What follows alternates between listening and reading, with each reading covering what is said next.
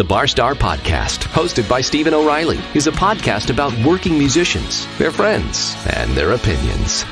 Stephen is a musician in Louisville, Kentucky, who has... Wait a second. This guy's a drummer, not a real musician? Somebody gave a drummer a microphone for his voice? The hell? Unreal. Unbelievable.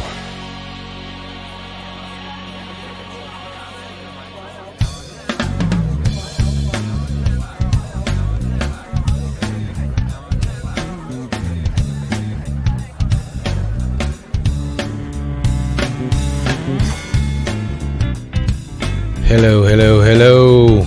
Welcome to another episode of the Barstar Podcast.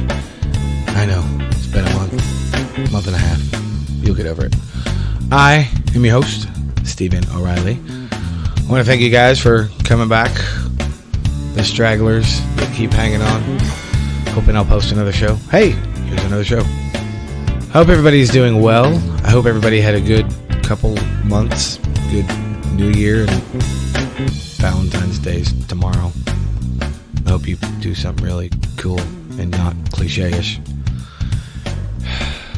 But you're going to do something cliche-ish because that's the way people are. I'm just kidding. I hope everybody's doing well. I hope everybody had a good couple months.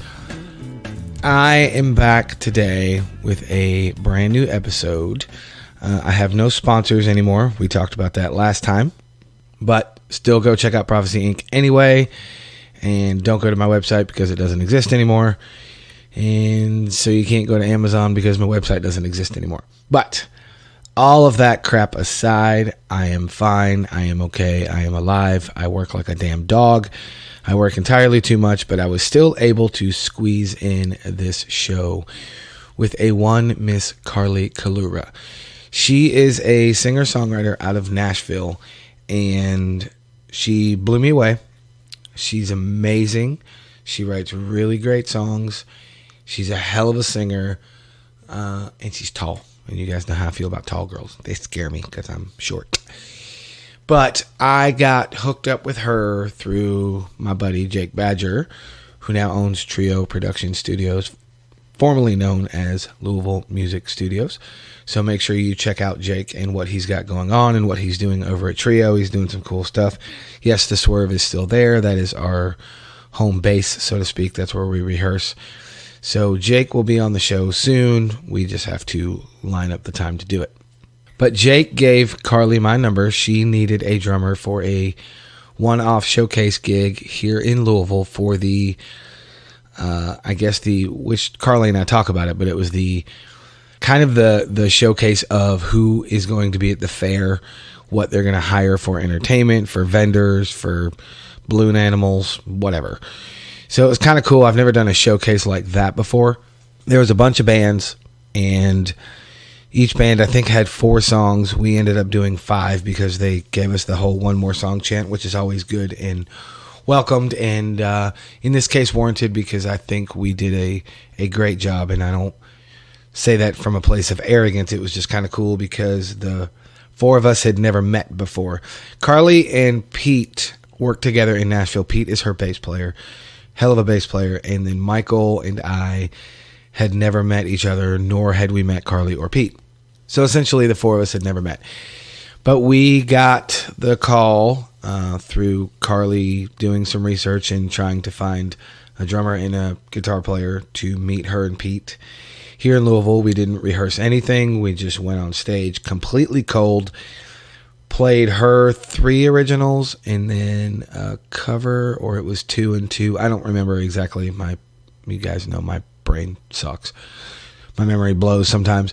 But we ended up doing, like I said, 5 songs, and it was awesome. It was a lot of fun. And I really wanted to have Carly on the show because she's an awesome girl. She's got a badass thing going. And I wanted to, in whatever small way I can, help to get her name out there so people will be aware of her and what she's doing. And that's really about it. That's all I got for the opening. So I hope you guys will dig this interview. I said interview. What the fuck's wrong with me? I hope you guys will dig this conversation. I had a lot of fun. Like I said, she's an awesome girl, and she's got a very, very bright future ahead of her. And I was glad and happy to be a small part in it in one little tiny showcase. And she's got big things coming. So without any further ado, here is my conversation with the amazingly talented Carly Collura.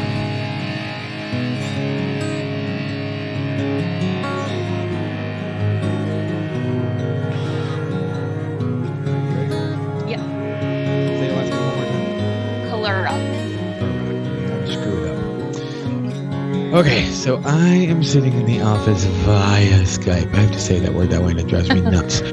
With a one Miss Carly Collura.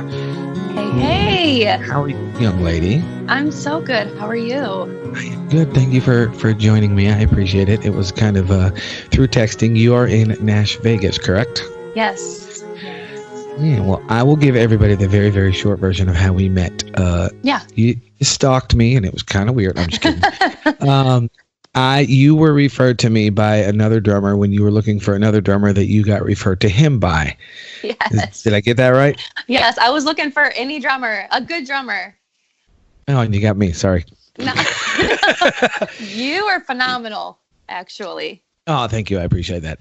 But that's how we actually met. You gave me a cold text from our mutual, well, actually, he's not even mutual because you don't really know him either, but my buddy, Jake Badger, who now owns Geo Production House. What's up, Jake? How you doing? I need to get your ass on the show.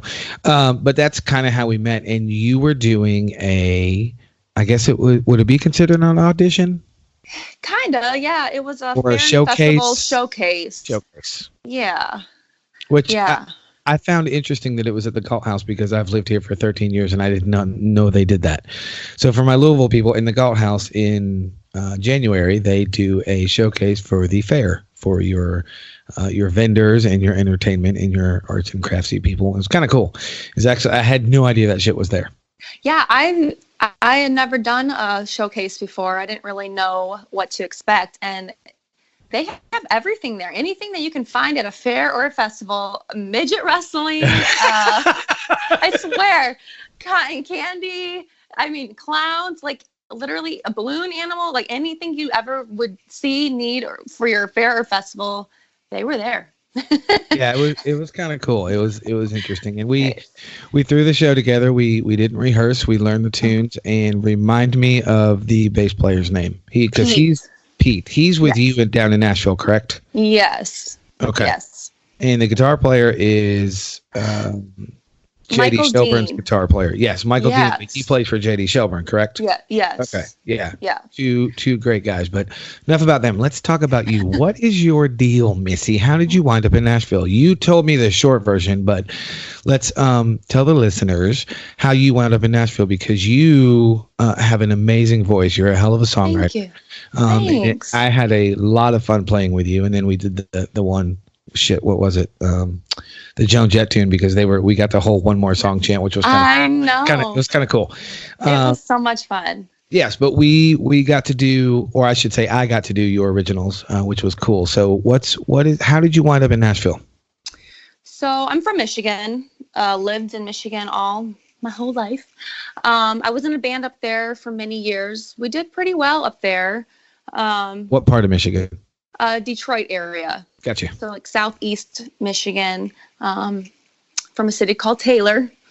And I've been living here in Nashville for about 2.5 years. I just decided, we were doing well up in Michigan, and I kind of felt like where I needed to be up there, and if I wanted to do anything, like pursue it any further, it was like time to move to Nashville. I've been writing more. Right. And, I don't have kids. I don't really have anything, any reason why I had to stay. I am married. Luckily, my husband was on board for moving, and just made the decision, like, if we're going to do this, if I'm going to try this, I'm not getting any younger, I'm not getting any prettier, like whatever. If we're going to do this, like it's go time. We got to go.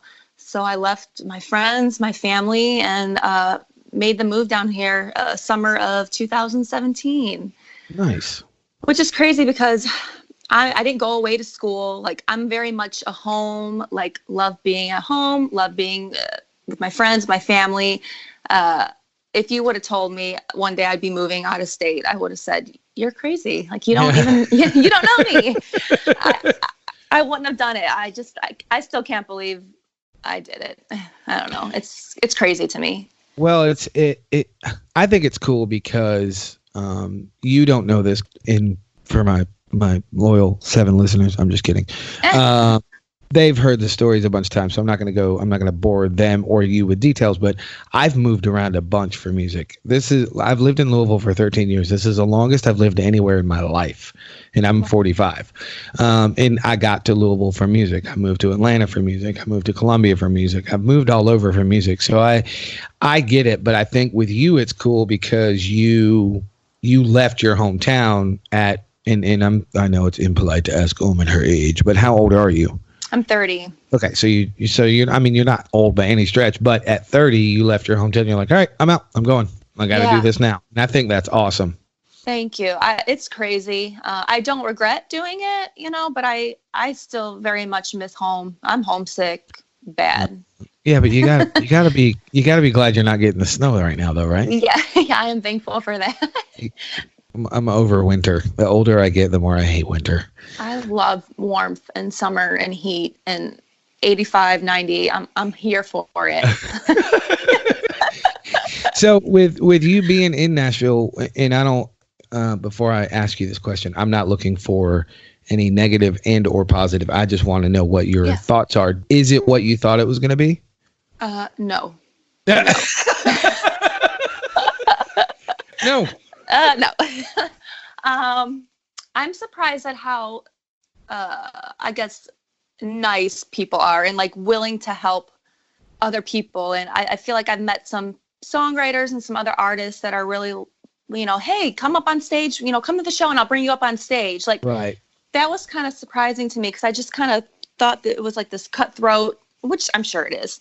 But like, people were very friendly, like, come on up on stage and, let me introduce you to this person, and kind of really cheering you on. And I really did not at all expect that. Nice. I also didn't expect it to be so hard to find like a band. I know you and I talked about this a little bit. We did. From being from Michigan, I had my band. I had the same guitar players, the same, like everybody was the same. We did things together. We booked things together. If one person couldn't do it, we couldn't do it. Like we just didn't do it. Right. And I moved down here kind of thinking I'd find my players and that would be it. And that's just not the case here. And I understand why a lot of people move down here and they're musicians. It's just that's their living. They don't have a day job. I have a day job. You know what I mean? Like a lot of people have day jobs, but a lot of people don't. So I can see where, a guitar player is not going to just be committed to only me because I'm not gigging every night. Right. They're all in 47 projects. Exactly. Yeah. Yes. No, I get it. It's, that's been different. It's kind of, frustrating, but, I get it. It's a different world down here. And I feel like people don't realize it back home. Like I feel like I get asked a lot, like, why aren't you playing more? Like, what's your next move? And I just feel like it's so complicated. It's such a different beast down here. It is. And it's also, I get that I've been doing this. I guess I've been playing music I've been playing drums for over 30 years, but I guess I've been doing it for semi-pro to pro for about 20. And the only reason I'm telling you that is because, yes, child, I've been playing drums as long as you've been alive. The only reason I'm telling you that is because I still get that question. It's like, well, what are you doing? What's your next move? And why did you get that tour? Why didn't you get this gig or whatever? And it's so hard to explain to people that are not in it. Yeah. And the only thing I can equate it to is it's kind of like if you have and I use the word like as in a comparison, people.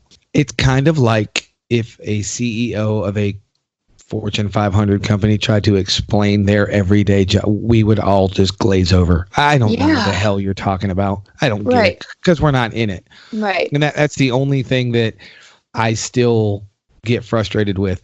Where I'm going with this is I would imagine for you as a songwriter, it's got to frustrate you more going through that because I can jump in any project, and I don't mean that in an arrogant way. It's just I'm a drummer. I don't sing. I don't write songs. I mean, I'm really good at transcription and arranging and all that kind of stuff and putting things where they go and all that and running shows and all that. I can do all that, but a lot of people can do that, so it's not like I'm special. I can jump into a project and just play drums. It's got to be harder for you as a songwriter. I feel like it is so hard. And, I love when people, inquire what I'm doing, what's your next move. I mean, because it's coming from a place of love. I know that, but Oh, absolutely. it's also a frustrating question because there's so much going on behind the scenes. It takes so much to make a song, to write a song. Oh, yeah. To get established down here. I mean, 100 people or something down here move here a day, and they're all chasing the same dream I am. So I can't just call up the corner bar and say, hey, can I come play? Like, it doesn't work like that here. I mean, these bars, they get emails from hundreds and hundreds and hundreds of bands. It's just so hard to get established anywhere. And I get, asked all the time, well, where do you play on Broadway? Do you play on Broadway? And I feel like people who don't live in Nashville feel like that's like the end all be all. Like, if you're not playing on Broadway, what are you doing there? Right. And I don't know. I respect Broadway. Broadway's a lot of fun. I've had the chance to play down there a handful of times, but it's not where you go to sing your original songs. And I didn't move down here to play a bunch of covers. I can get paid much better than I'm getting paid here to do that in Michigan. You know what I mean? Like, right. Absolutely. And my listeners know this, but for your benefit, and I think you and I talked about it, that's exactly why I don't move. I've never moved to Nashville. Yeah. I'm just not going to do the 4, 5, 6 shifts a night for $100. I'm not doing it. No, it's a lot of work. And I not respect at my those age, people, especially. Yeah. Oh, I respect those people too. I've got a couple of students former students that are down in Nashville, and they're crushing it, but they're in their 20s. Yeah. 45. I'm not doing that shit. Not going to happen. I don't blame you. I mean, playing the same songs over and over again. I mean, that's what Broadway is. You can walk down the street and you can hear the same song literally playing on one side of the street. They're playing that same song on the other side. I've done it. And it's just, it's great, but I have to interrupt you because you used the L word twice. I didn't Oh, catch. Nope. I didn't catch you the first time. No, literally. Literally. Yeah, you use it all the time when you're I do. I love it. I noticed that. You say it better than I can do it, though. Literally. It's literally. That was good. I liked it. There you go. That was good. Yeah. Hey. I got to work on it. Oh, you'll be fine. Actually, I've had, when I started my show, I had a bunch of people texting me after the 5th or 6th episode. They're like, I hate you, man, because every time I say it, literally, I say it like you. Like, good. Makes you remember the show. Now, being in Nashville, coming from Detroit, here's the obvious question that I'm sure you get a lot, and I even asked you this at the Galt House. How did a little girl from Detroit get into country? Carrie Underwood. Good answer. Yeah. Actually, I listened to pop growing up. And I listened to, Shania and Faith Hill, but I listened more so to pop. And it wasn't until Carrie Underwood won American Idol. I was like, okay, she released her song Before He Cheats about, wrecking some dude's car. And I'm like, what is this? I love it. And it just turned me on to country music. And I love it. So that was kind of your, for lack of a better term, that was your musical gateway. Yeah. Did you go into the, I hate to use the word history, but did you go into a certain area of country, or did you just start exploring all of it? I just started exploring. I'm not as familiar with the old school country. Right. Kind of just started listening to it when Carrie won, and then up and coming artists that were coming up around her time. Jason Aldean, and then from there, kind of explored more of the older stuff. But I'll be honest, I'm not a huge fan of the twangy stuff, and it's probably because I grew up listening to pop music. Right. I love where country is right now. I know a lot of people hate on it, but I love it. I love that. I love that rappers are rapping in country songs, and I think it's great. I love the variety. I do.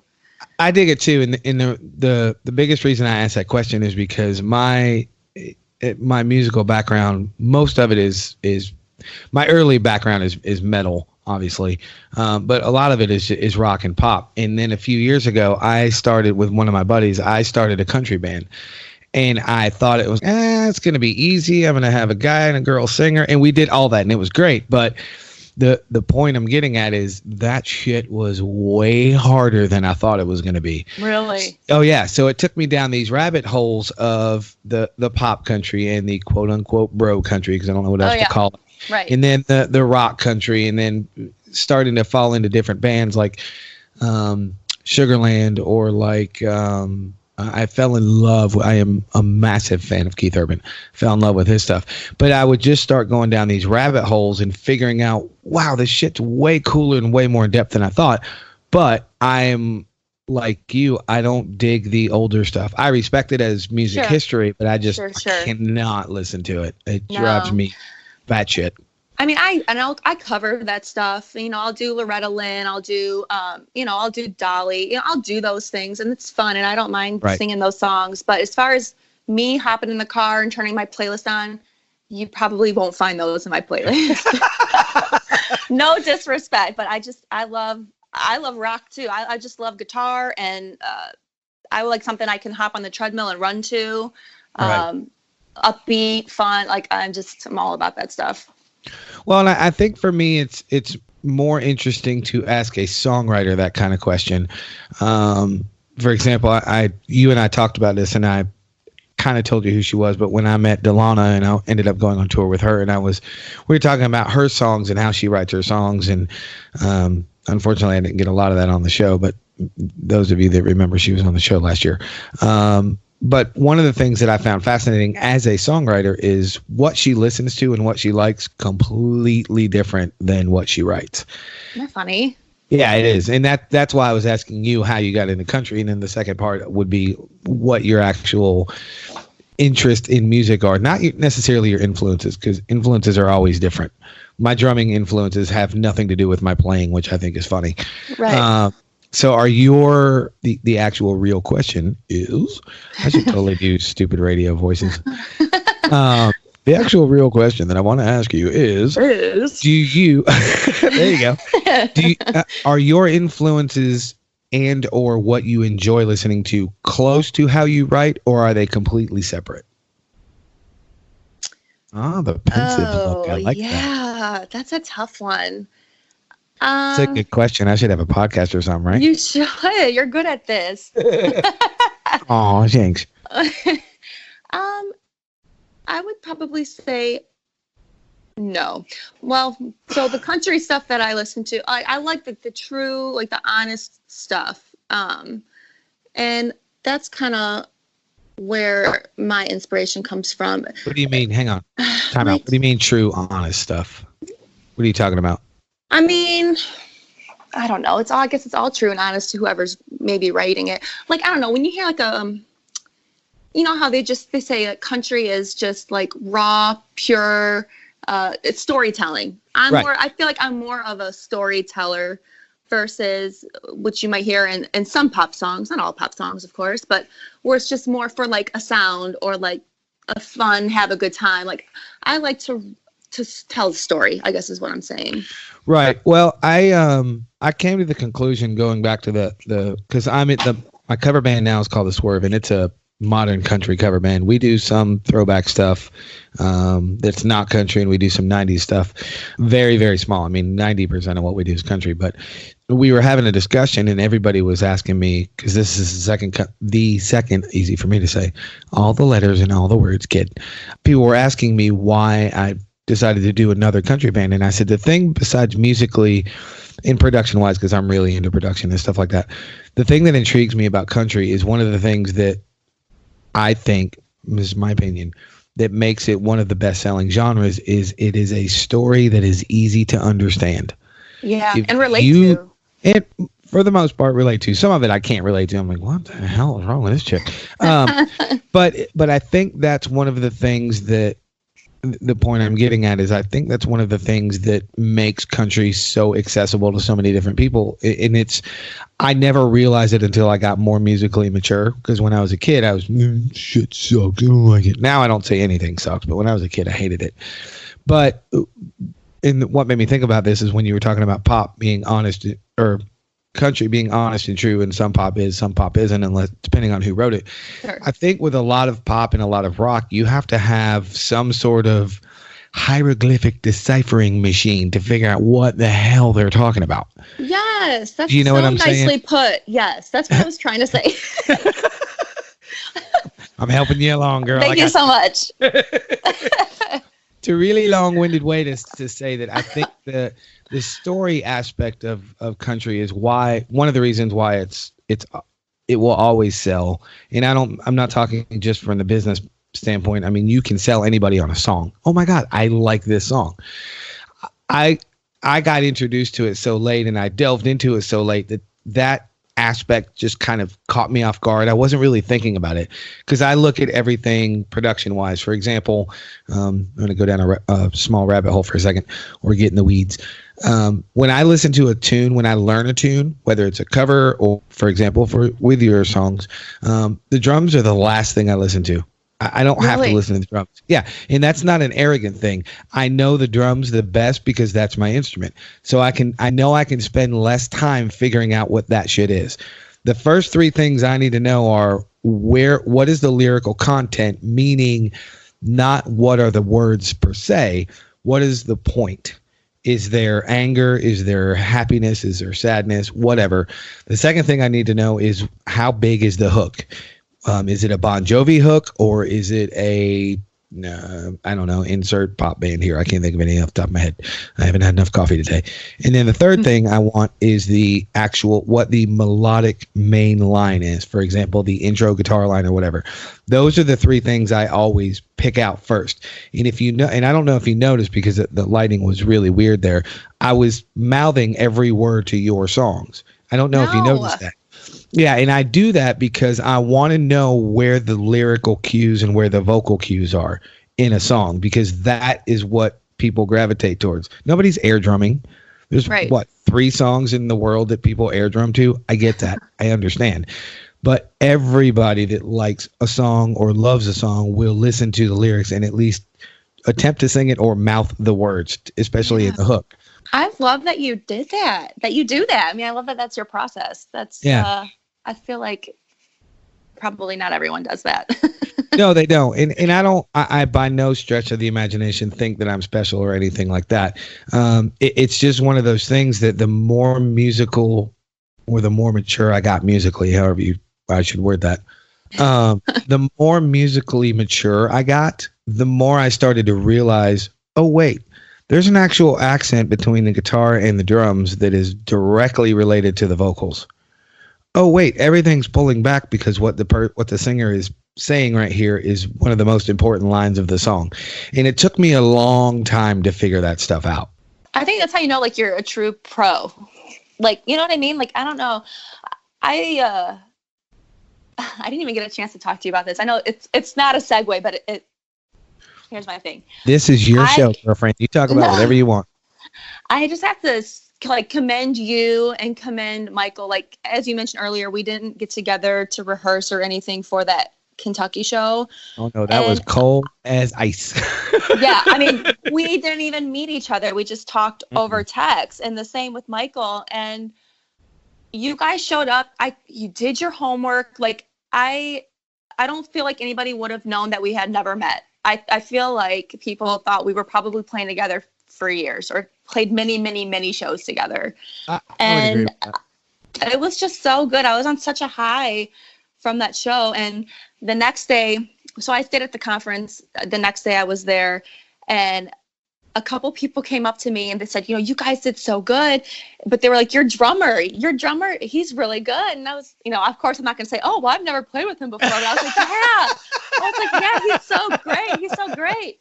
And they were like, he was putting on quite the show. And I was like, really? I said, yeah, you know, my back's to him, so I don't really get to see, you know, what he's doing too much, you know, unless I turn around on the occasional, you know, every now and then. But they were like, yeah, he was flipping his sticks and he was just putting on such a show. And I actually ended up seeing some footage that someone took. And I'm like, oh my God, he totally was. I love it. It was so good. But sorry. The point of my rant, my weird segue, you can tell I don't have a podcast or do this, but you got many compliments. Oh, well, and I appreciate you and, Michael and even Pete, even though I know Pete and we rehearse and we do stuff together all the time.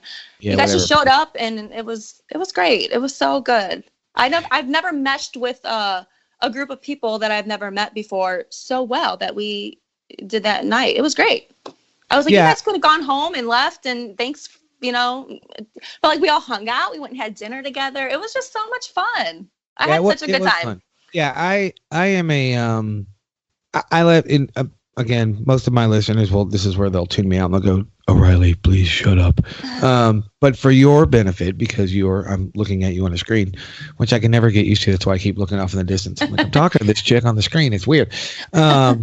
I left home at 13. And the only reason that is relevant to anything is I had to figure out how to read people. Mm-hmm. And I'm really good at it. So after many years of playing and meeting people and already having this built-in mechanism on how to read people, I'm really good at it. I know usually within 4 to 5 minutes how a gig is going to go based on personality.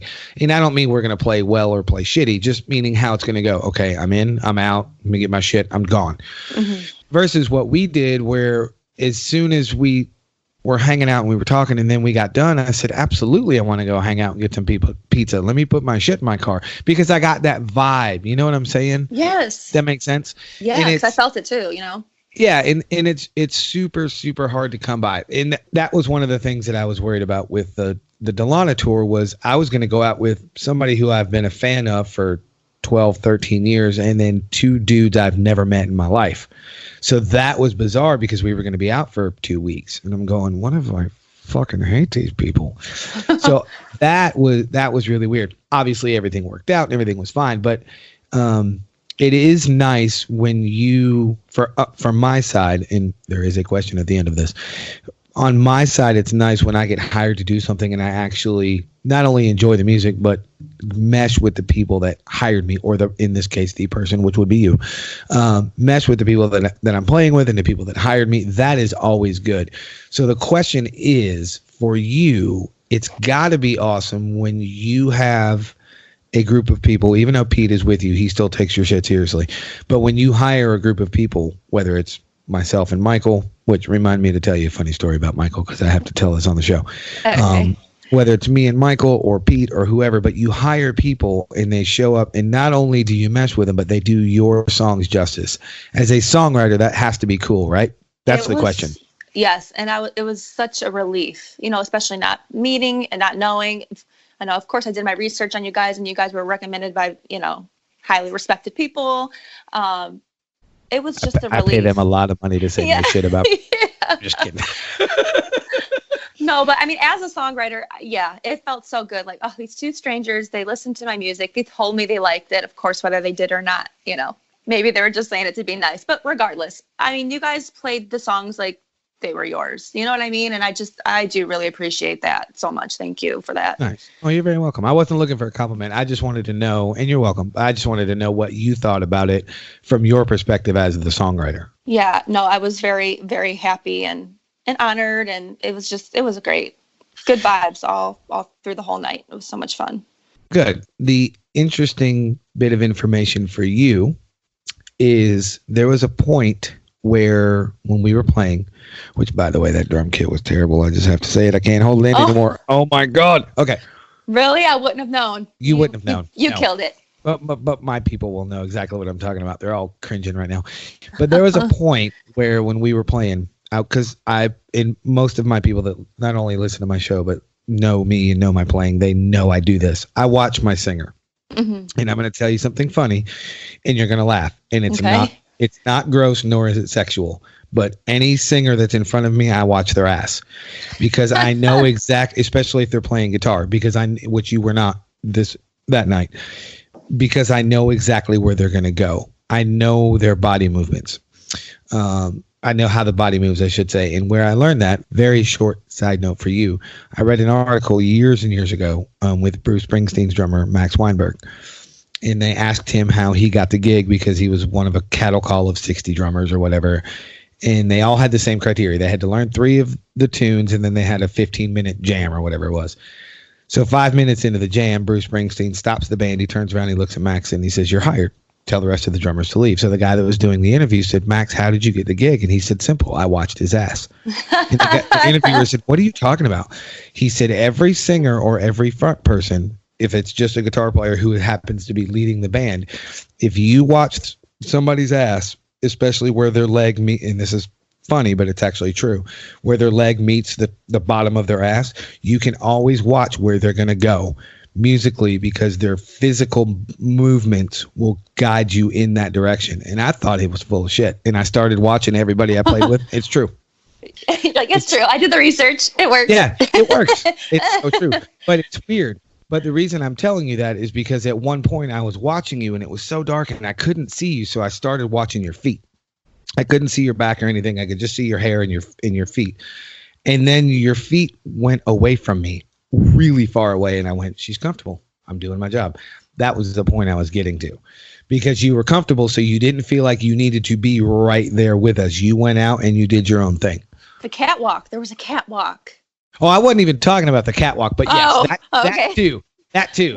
When there's a catwalk, you got to use it. That's the second catwalk I've ever been on. I'm like, I got to use this thing. I got to walk down it. It'd be a crime not to. You did that in the Joan Jett tune, right?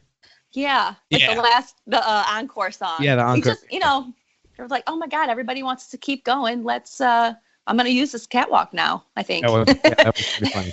But I wasn't even talking, I forgot about the catwalk. I was talking about when we were doing your songs. There was, like I said, there was a moment I couldn't see you because the lighting was so weird. It was so weird. But there was a moment I couldn't see you, but I had that thought because I don't remember a lot of what I do on stage. And it's not some weirdo thing. It's just there's so much going through my head. I don't remember shows. I have shows that I've played. Like I have opened for Sponge. I don't fucking remember it. What? And I don't drink. I don't drink. I've never been behind my drums with even a buzz. I just don't do it. But that's where I go in my head. But I do remember that moment, and it was only a few weeks ago. I remember watching your feet because I couldn't see your ass, and I couldn't see your back. I couldn't see your arms. I just could see your feet. And then your feet were gone, and I went, she's comfortable. I'm doing my job. And then Pete and I started jamming on something, whatever section of the song it was. I don't remember. But I wanted to tell you that because I thought it was cool. That's funny. Yeah. No, I do think, I get what you're saying. I feel like nonverbals are important. Oh, absolutely. Definitely. No, absolutely. I get it. I've been fortunate enough to play and be hired to play with amazing musicians, not just singers and songwriters. But it's when you play a lot with people, it's really cool to learn their tics, their physical tics. It's because some of them are funny. Some of them make you laugh. I used to play with a bass player who he would stomp his left foot so hard I could actually feel it on my drum riser. Oh my gosh. You know how drum risers are. They're shaking, especially as hard I play, and I could still feel his left heel stomp on my drum riser. It was nuts. I asked him one day, I said, do you have shin splints or bone spurs? I mean, he says, no, but my heel usually hurts a day after a show. So I can imagine. Does that bother you? Like when you feel that, like, is that a good thing, a bad thing, or it's just a thing? It's not neither good or bad, or it's neither good or bad. Yeah. It's very rare. It's very rare that I get so distracted that anything bothers me when I'm playing. And I don't really know where I get that from. I'm not saying that I'm amazing or I'm great or none of that shit. But thank you. It's so are you, girl. It's very hard for me to get distracted. And I don't know if it's because I'm so focused or I'm concentrating. I mean, sometimes I'm not concentrating. I've done shows where I've eaten pizza off my floor tom before. I've done shows where I've texted my wife from stage while I'm in the middle of playing. I should not do these things, kids. I realize this, but it's happened. But it's very hard to get me so distracted that I actually screw something up or quote unquote drop a beat or whatever. So no, and it's a long answer to your question. No, it never distracted me. I thought it was cool. The first time I heard it and felt it on my riser, and this was years ago, but I still remember it. I had that moment where I went, what the fuck I'm looking around, my drum's falling apart. What in the heck? Oh shit, it's Corey. Whoa. Oh shit, it's Corey. It was one of those moments. Yeah, like, oh, okay. Yeah, it's kind of cool. Yeah, that is cool.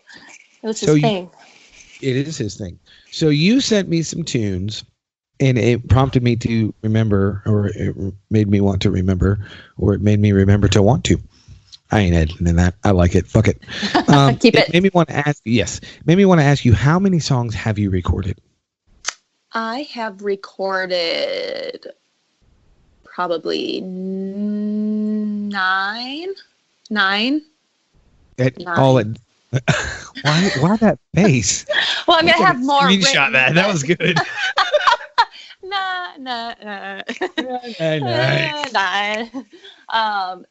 Recorded at different times. Gotcha. One of the songs that we actually played together, "Mirror the Whiskey." There's another recording of that one that I did with my band that I was in Michigan, and then just kind of revamped it and wanted to put it on my new EP after moving down here. So when I first moved down here, I recorded a 6-song EP. Couple of the songs that were on there were songs that I had been performing, and then some of them were new ones that I wrote after being down here. Gotcha. Well, is said EP available? It is on all digital outlets. Oh, look at you, girl. Plug that shit. Plug it. Yeah, Spotify, iTunes, Apple Music, Google Play, Amazon Music, all that fun stuff. Nice. And and there's 6 songs on it? There's 6 songs, yep. Okay, cool. Now you can totally tell me no, but I think I should play one of those songs. Yeah. I would love for you to play Running Underwater. Running Underwater. You got it. Should I play it now or should I wait? Let me think. I'm going to make them wait. We'll make them wait. I'll put it at the end when we say goodbye. Sounds good. I got an awesome music video for that song too, by the way. There is a one video I've seen. Is it that one? It's the only one. The only music video. Yes. That is the only. Okay, cool. Then I am thinking of that one. Yes, I would agree with you. That is an awesome music video. Thank you. It's very cool. It's very well shot. I use actual real words like beautiful. The way that thing is shot is beautiful. I told you earlier, I'm really into production and stuff. I don't understand how a lot of it works, but I know when I love it and I know when I don't love it. And I like things that are really slick. If they're meant to be slick, does that make sense? Yeah. If you're doing something,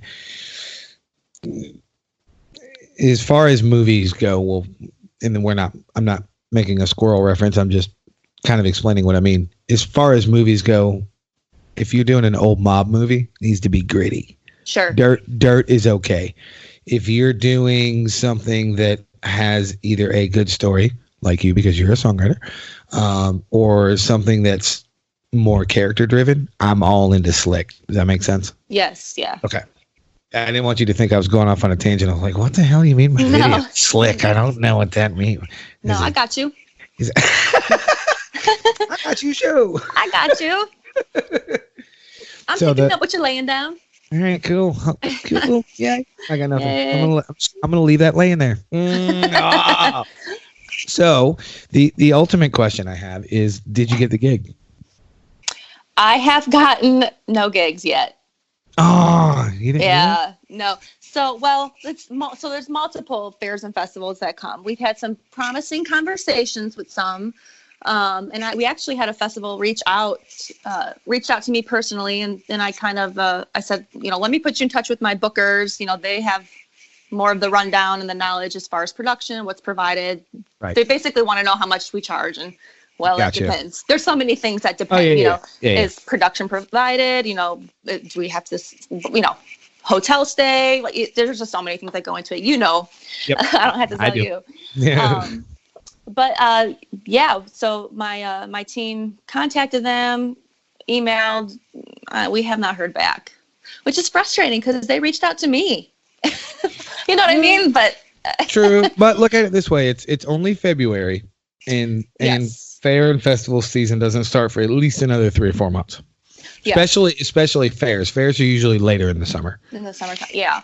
And I guess a lot of them haven't had their budget meetings, and it's apparently a whole thing. I learned so much at this fair and festival conference. There's so much that goes into it. And budget meetings are super important. Yes. So apparently February, March is the time for that. So I'm hoping, I'm hoping to hear back from some of the people that we talked to, because we had some really great conversations and some promising leads, but nothing as of yet.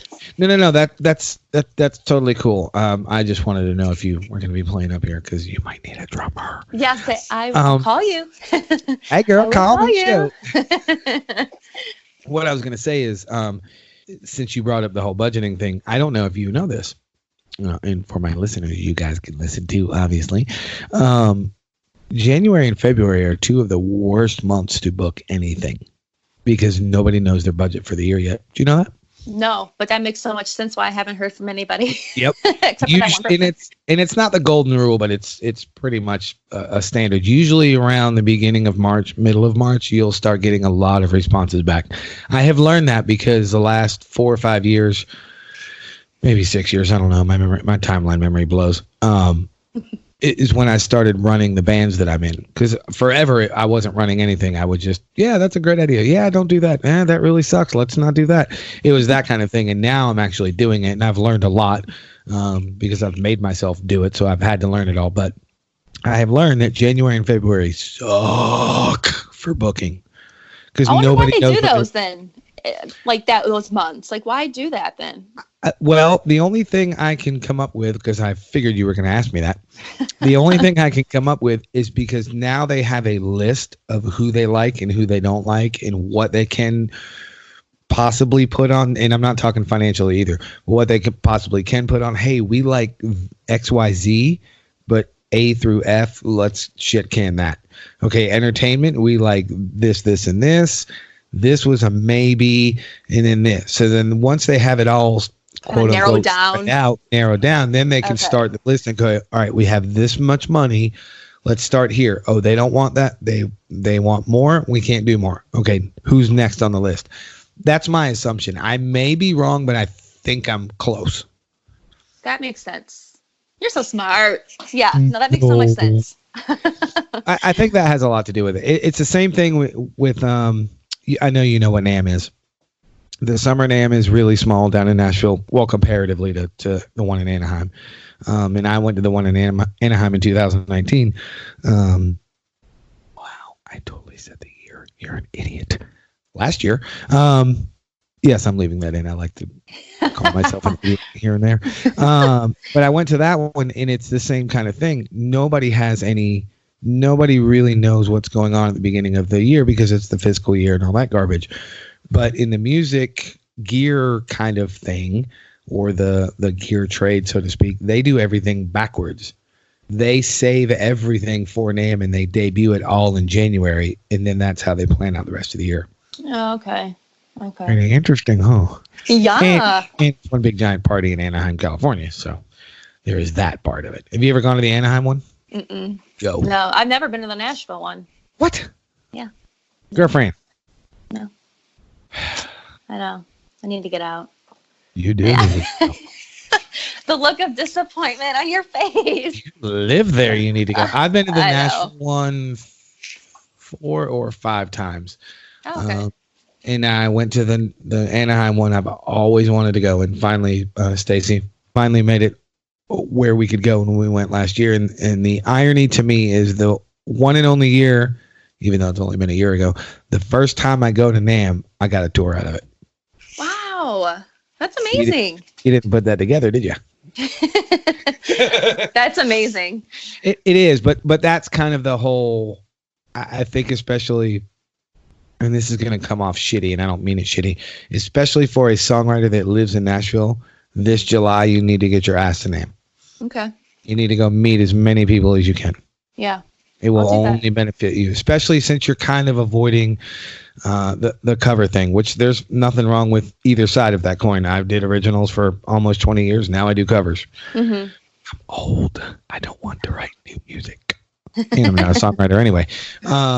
So anyway, that's what the whole thing is about, why they do things in January. So then they have a plan, and then they can go from there. So the ultimate point of me going in the weeds on you is so you can be a little patient. No news is, in this case, no news is actually good news. Okay. I'll take that. Yeah, because they're still planning their budgets. Yeah. My last band was a band called Gas Money. and it was a mostly 90s pop, and I kind of geared it towards corporate because that's all I wanted to do. And that's when I had that band for about 5 years. I ended it. No, it's nothing bad. There was no, "Well, we hate each other." It has nothing to do with that. It was, I felt it ran its course and I was done with it. And since I started it, I could end it when I wanted to. But I figured that out about the second or third year in, that January through March is just horrible to try to get anything done because nobody has budgets, especially if you're doing corporate in private events. And even though the fairs and festivals are fairs and festivals, they're still corporate. You with me? Yeah. So, and I just kind of noticed the trend. And so I would start hitting everything either in kind of third, fourth week of February. And I would actually get a few more responses. "Hey, we're almost done with our budget. Hey, our budgeting is almost complete." Blah. It was always kind of the same answer. And that's when I went, light bulb. Oh, shit. Okay. That's why I can never book anything in January, February. So. Okay. Yeah. No, that makes sense. That makes sense. See? Yeah. Look, now you don't look so wounded anymore. Okay. Yeah. Yeah. I feel so much better. Thank you. Oh my goodness. Oh God, that was good. That was funny. Okay, so I'm going to ask you from a peer-to-peer standpoint, what is your next move? My next move, I'm writing new music. I would love to release a few songs this year. I would love to. And then, of course, playing out more. You know, I would love to get a handful of nice bookings this summer. Right. Maybe get established in some bars around town, as far as, you know, maybe I can come here once a month, once every few months, whatever. I don't like the whole, you know, playing at one bar the same weekend of every month. Like, I don't like being tied down to a schedule. No, there's I get that. To it, and there's not. I don't know. I don't know. I find it a little bit limiting at times. I don't know. I feel a certain way about it, but no, I like to pick and choose when I want to be. So what you're saying is you're a diva. Oh no, but it just Diva-ish. I don't know. I'm scared of just like commitment. Like if something better were to come up, I don't want to be like, oh, well, I can't take it because I Girl, have this. you are not scared of commitment. You and your man have been together for 170 years. No, I know. That's a different kind of commitment. Yeah, but that's awesome though, by the way. Yeah. And I brought you. The only reason I did bring that up is because I do think it's awesome, because you were telling me about that at the dollhouse, and I think it's amazing. Yeah. Oh, well, thank you. High school sweethearts. You know, show. No, I agree with you. I think in that particular case, if you're going to be tied down, or if you're going to be a once a month thing, I honestly think it should be like a cover residency almost. Because if you're going to do some sort of residency, covers are pretty much the way to go, because this is just my opinion, and I could be way off base on this one.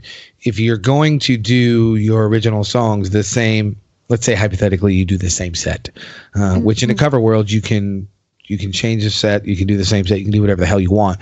Right. But if you're trying to get your music out there, after 3 shows, so after 3 months, you run the risk of nobody gives a shit. Yeah. Or too many people give a shit. And now there's the whole negotiation and the money fighting. And, well, I mean, I brought in 1,400 people last week and you gave me $500. That's not happening. You know what I mean? Yeah. So I understand where you're coming from. And like I said, I could be way off base because I don't live in Nashville. There's reasons why I don't live down there. I already told you those reasons. I could be way off base, but I can understand why you would feel a certain way about it, because and this is not, I don't mean this in any derogatory way at all you care about is your tunes, as you should. Yeah. So you have to be a little bit more careful. At least in my opinion, you would definitely have to be more careful. So I get the whole not want to do a once a month residency. I understand that. Yeah. And I love playing covers. I love playing covers. I do. I love doing a variety of things. If you come to a show of mine, you'll hear pop, rock, country, new country, old country. You'll hear Post Malone, Loretta Lynn. Like, you'll hear a little bit of everything. And Ed Sheeran, I love it. I love the variety. I love to like, wow, I didn't expect that girl to sing that song. Like, I wasn't saying that. And so I do love doing covers. But yeah, I like to I just don't want to be tied down to one bar same day, every month, same time. No, I get that. I completely get that. Yeah. Speaking of shock and surprise, I don't know if you know this, but Ed Sheeran is on Eminem's new record. Yes, so good. I love that song. It's Badass. It's a pretty good album. That album's really good. Yeah, Music I'm to happy be with murdered by. Yeah, it's good. I've been an Eminem fan for a long time.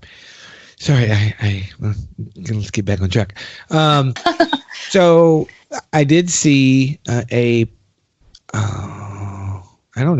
I'm old, so I don't know if we call them flyers anymore on social media, but I'm going to call it a flyer. Damn it. You still call them flyers? Yeah, or posters. All right, we'll go with posters. I did see a poster for you. We're doing a few shows with another artist. Who is that? Yes, Chris Turner. He's a buddy of mine. See, plug your shit, girl. I got you. Yeah, no, he's a great guy. I met him when I first moved here to town. He was working with Laminate Entertainment, which is the artist consulting company I'm working with right now. He's no longer with them, but I met him through them initially. And he just really, I feel like he really kind of took me under his wing. He's been here for about 10 years. And just really has helped provide opportunity for me. Like if he gets a show, he'll ask if I want to open, or, when we get these 4-hour bar gigs, we'll split the time, we'll both go up there. And I just, I've written with him. He's just been a really, a good friend to me since I moved here. So I just really appreciate him. Yeah. He's been great. Good. And that's really cool. But you guys are doing a handful of shows together, right? Yeah. So we're just doing some bars, in towns kind of outside of Nashville, and they're like the 4-hour bar gigs. And I like to bring Chris on because, those are longer gigs, and I feel like having a male voice kind of adds more to a show. You get more of a variety when you got a female and a male singing for these long shows. So yeah, I get that. I like to bring him on for these longer shows for sure. Well, very cool. Yeah. Well, this is the time that you get to plug all your shit. Where can everybody find you? Oh, and if you do record some songs this summer, I know a drummer. Yeah. Where can everybody find you? So I'm on Facebook at Carly Collura Official. You better spell that shit. Instagram. Yeah. Okay. Carly Carly Collura Collura. Okay. Official. Good. Do I need to spell official? Maybe. No. Okay. Office. Ashel. But shit. Sound it out. Oh, fish. Fuck. I'm just kidding. Go ahead. So I'm on there. You can find me on Instagram at carly.collura. And I have a newly renovated website, carlycollura.com. Oh, nice. And I'm on Twitter, too. I'm not on Twitter as much as I'm on Facebook or Instagram. Twitter. This is what I call Twitter. An online time suck. Yeah, I don't like it. I have one, and I don't even know why I have one. My view on Twitter is you have to spend so much time on it to get any return on your investment that to me it's not worth it. Yeah. It's just not worth it. And of course lately and you don't know the rules of my show. I didn't give them to you, but you're a smart kid. It's no religion, no politics, and no go sports ball. We don't talk about those things on the show. I'm fine with that. I know. But the reason I said that to you is because now Twitter is nothing but a political cesspool of shit. Yeah. Facebook's getting there too. I'm getting a little annoyed with Facebook these days. Yeah, I've said it on my show before, and I'm saying it to you because you're electronically in front of me. I dig Instagram way more. Yeah, same. There's less bullshit on there. Yep. Pretty pictures. To me, yeah. Oh, look, that picture's so pretty. Well, awesome. Well, all jokes aside, I want to thank you for taking your time to hang out with me. Thank you so much for having me. I've never been on a podcast before. This is the first for me. I'm your first? You're my first. God. I'm so excited. And I've never Skyped with anyone. I've FaceTime, but I have never Skyped. So this is also a first. Look at you, Betty Sue. Knocking these off growing up, the list. Checking shit off the list. Checkity check. Yeah. I love it. Well, what'd you think? So much fun. Thank you so much. And when you're going to release this, let me know. I will plug the shit out of your podcast. Oh, thank you. I will. I absolutely will. Okay. I will, of course, do that. And now that everybody knows where they can find you and you have some gigs coming up, please promise me, because we played together once and you can never call me again. It won't hurt my feelings.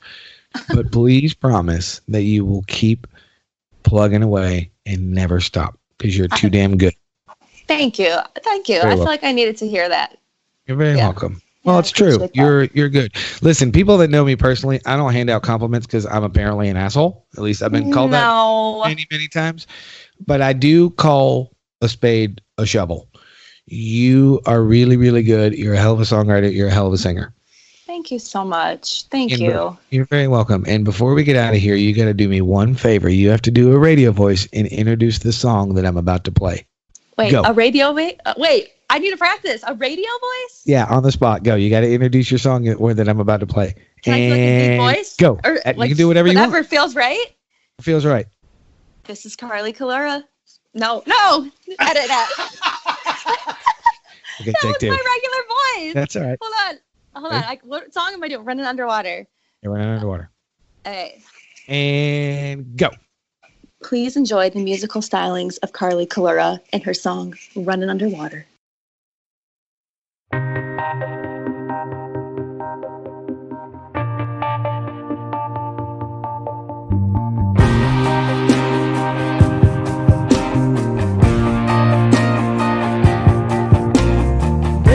With you at the edge of the morning, sun on your skin glowing bright like a warning, running on repeat, where history rising, a love so unhealthy, it's immobilizing. Fly with me and all of our memories, keeping us company. Every goodbye is just another hello. I don't know how to let this go.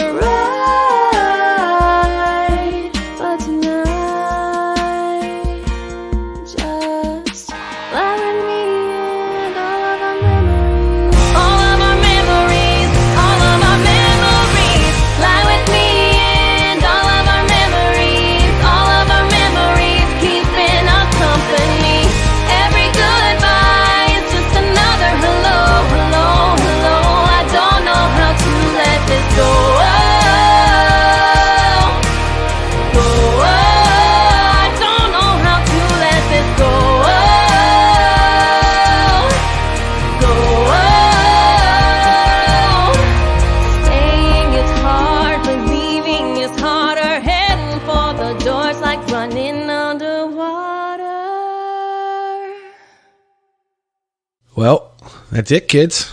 That's the show for now. I hope you dug it. I hope you enjoyed it. I hope you liked Running Underwater. I like it. It's a great tune. And like we talked about, the video is awesome. It's very, very well shot, very well done video. I think you'll dig it. So check it out on the YouTubes and on the old interwebs. And she forgot to remind me to tell you, or to tell her, or to tell all of us, the story about Michael. It's not really that funny. It's not laugh out loud. I just thought it was slightly comical. When I got to the Galt House, they are doing a lot of renovations, and we were in one wing one side of the building. I don't know which side is which, so it doesn't matter. But we were on one side of the building where we were doing the actual performance, where the conference was, but you couldn't get into that building from that side. You had to go to the other side, walk across the wing, or walk across the pedestrian bridge thing. It was a pain in the ass. But the only reason that's funny is because when I got to the other side of the building, and I left all my shit in my car because I didn't know where I was going. I mean, I knew I had to be in one of the ballrooms, but I wasn't sure where it was. And then when I saw the construction, I said, I'm just going to leave my shit in my car and I'll come get it in a minute once I find out where I'm going.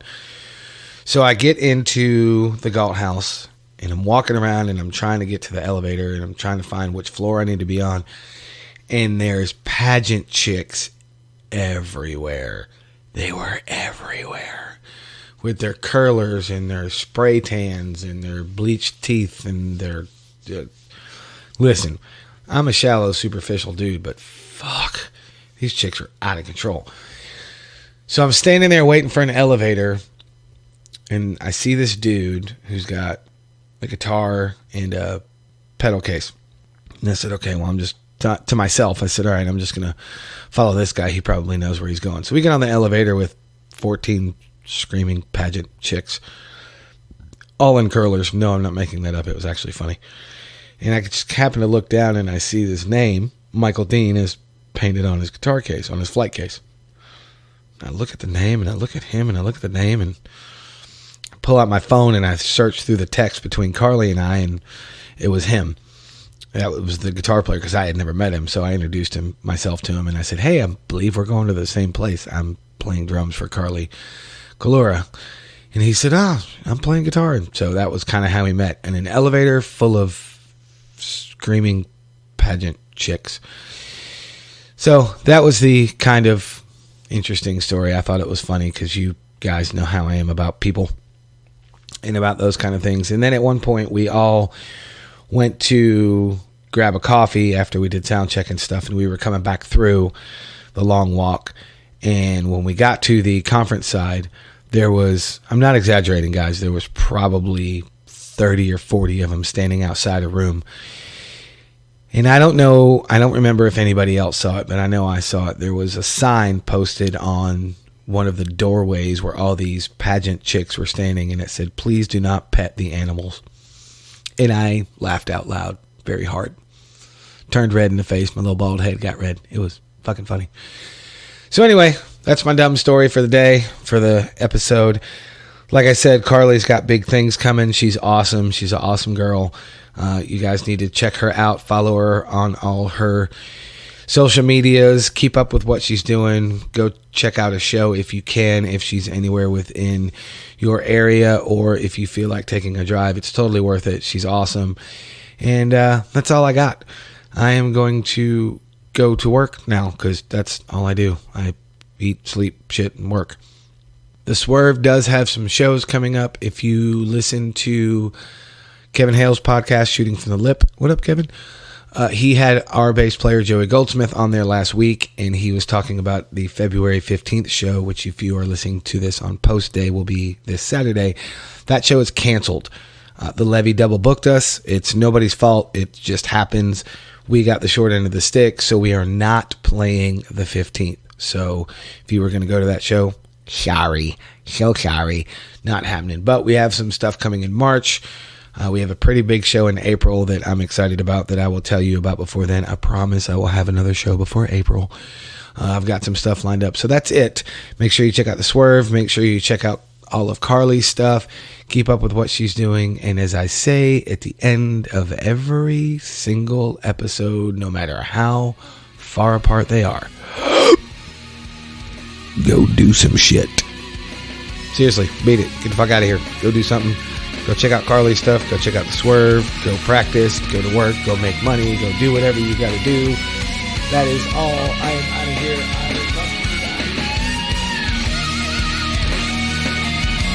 So until next time, I will talk at you soon.